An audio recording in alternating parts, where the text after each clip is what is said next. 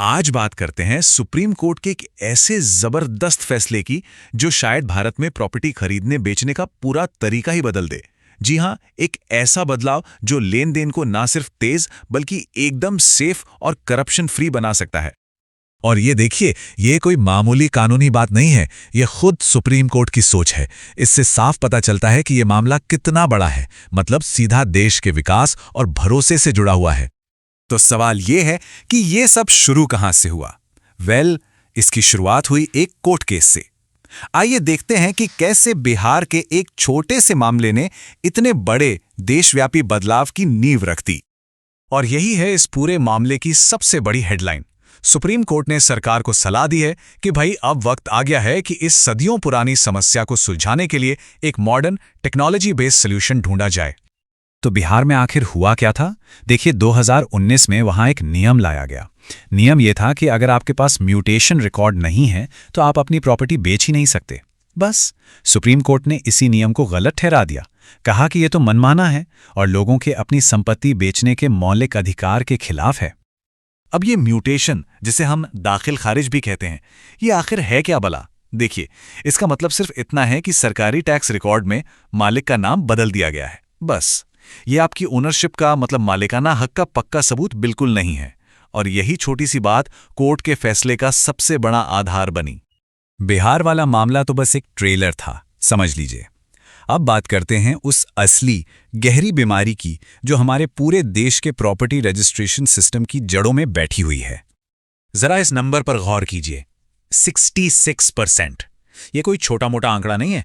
हमारे देश के 2/3 सिविल केस, सोचिए 2/3, सिर्फ और सिर्फ जमीन और प्रॉपर्टी के झगड़ों से जुड़े हैं।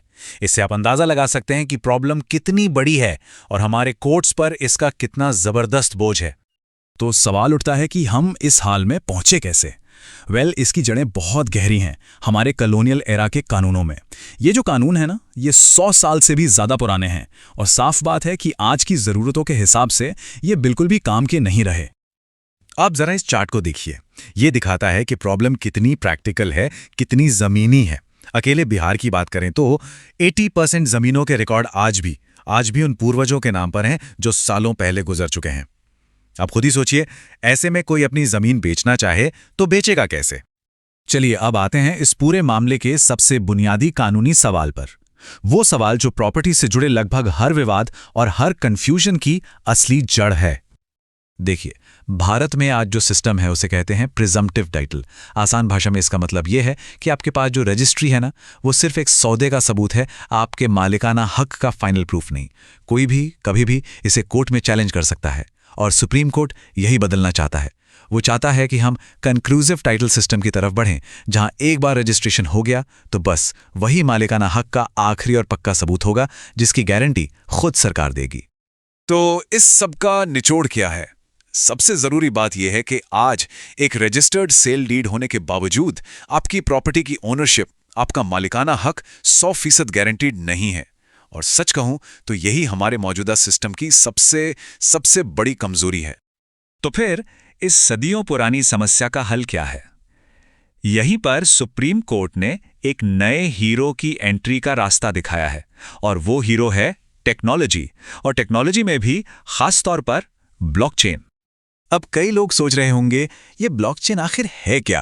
तो इसे बहुत ही सिंपल तरीके से समझते हैं।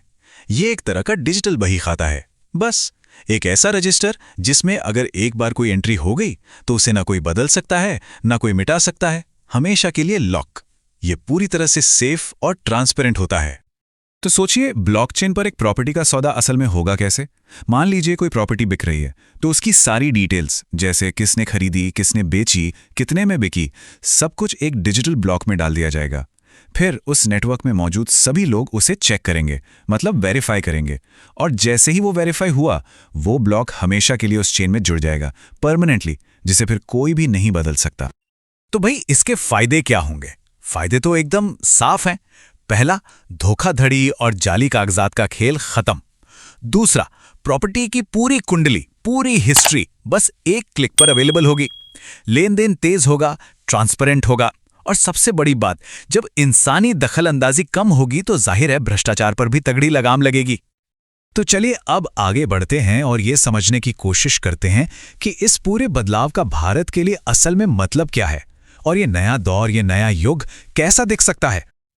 और हाँ, ये सिर्फ कोई हवाई बात नहीं है।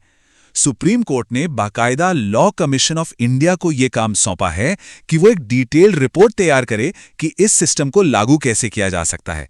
मतलब इस पर काम असल में शुरू हो चुका है।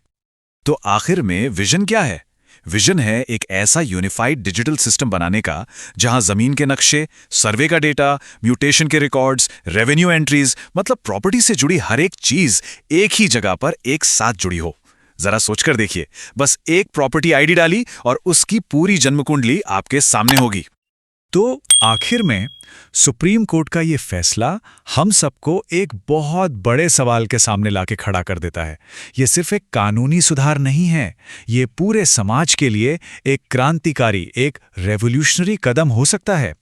तो सवाल यही उठता है कि क्या हमें एक डिजिटल और करप्शन फ्री लैंड सिस्टम के लिए सच में तैयार हैं?